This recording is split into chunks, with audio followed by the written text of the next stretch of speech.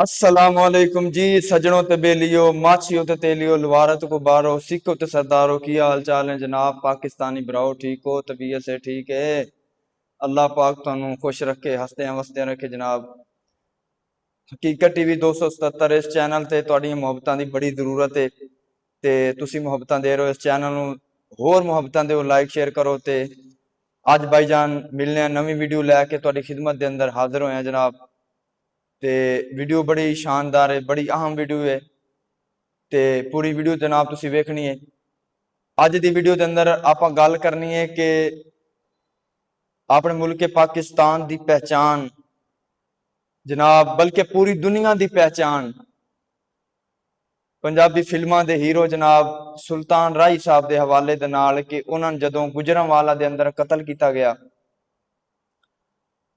कतल करन तो बाद उन्हां दी डेड बॉडी नू, लाश कह लो, जदों लाहौर दे अंदर लियांदा गया, उस मौके ते जनाजे ते बड़ी बड़ी दुनिया इकट्ठी हुई सी। दुनिया की तारीख दा पाकिस्तान की तारीख का दूसरा वड्डा जनाजा राई साहब का सी। कितनी खलकत उन्होंने चाहन वाली सी। सब तो वड्डा जनाजा जनाब गाजी इल्मुद्दीन शहीद रहमतुल्लाह अलैह दा। उन्हां ते इंशाअल्लाह आपां किसी दिन गल करांगे। अज की वीडियो के अंदर आप गल करनी है कि राई साहब के जनाजे के अंदर अनैत हुसैन भट्टी साहब आए सी ते उन्होंने केड़ी गल कीती सी, केड़ी तमन्ना जाहिर कीती सी। आंदे ने कि जनाब 2.5 लाख के करीब आवाम आई सी। बाकी अल्लाह बेहतर जानता है। इतनी दुनिया उन्होंने चाहन वाली, इतने लोग उन्होंने नाल प्यार करने वाले।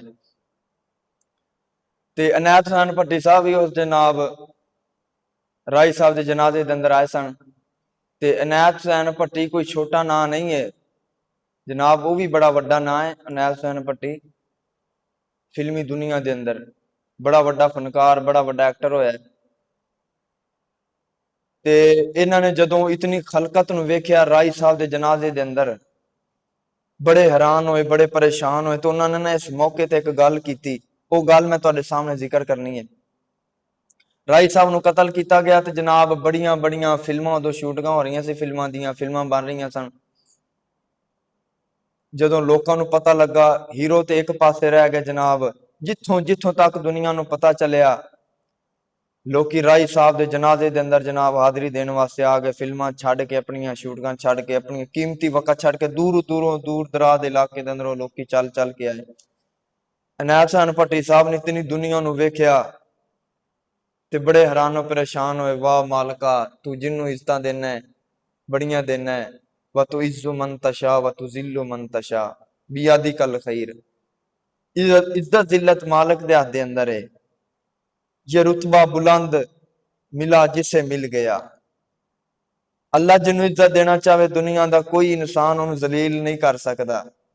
ये सारियां मेरे रब दियां शानां। अनैत हुसैन भट्टी साहब की तुहाडे सामने गल जिक्र करन लगे हैं। अनैत हुसैन भट्टी साहब ने आख्या, काश मालका जिवें अज राई साहब के जनाजे के अंदर खलकत इकट्ठी हुई है ना, काश इवें मेरे जनाजे के अंदर भी आवाम इकट्ठी हो जाए। एक तमन्ना जाहिर की, पर वह मालिक दी तकसीमां ने, मालिक इज्जतां देने वाला, जिल्लतां देने वाला, जिन्हों जिस हाल अंदर रखे ओहदी तकसीमां ने। जदों अनैत हुसैन भट्टी साहब फौत होए, उन्होंने जनाजे के अंदर उतनी आवाम नहीं मिल सकी। आंदे ने कि चंद को लोग अनैत हुसैन भट्टी साहब के जनाजे के अंदर हाजरी दी ते जनाब ये मालिक दी तकसीमां ने। मालिक जानदा है कौन कितना गुनेगार है, कौन कितना सियाकार है, कौन कितना नेकोकार है। सोना रब जानदा है। ते जनाब उम्मीद करने कि अज की वीडियो अगर तुहानू पसंद आवे, इस वीडियो नू तुसी लाइक करना है, शेयर करना है, कमेंट करना है। भाईजान हकीकत टीवी 277 नू नहीं बोलना, तुसी तुहाडी मुहब्बतां दी बड़ी जरूरत है। ते इस तरह दी तुहानू इन्फॉर्मेशन जड़ियां ने जनाब मुल्क पाकिस्तान दियां छुट्टियां तरीखां जड़ियां ने, ऐसे वाकयात कि जिन्हां दा नहीं पता, इंशाअल्लाह वो वाकयात तुहाडे सामने जिक्र करते रहांगे। पुराने वाकयात, नवे वाकयात तुहाडे सामने जिक्र करते रहांगे। ते कमेंट बॉक्स के अंदर अपनी राय का इजहार जरूर दिता करो। अल्लाह पाक तुहानू सलामत रखे। मिलने नवी वीडियो के अंदर। अस्सलाम वालेकुम वरहमतुल्लाहि वबरकातुहू।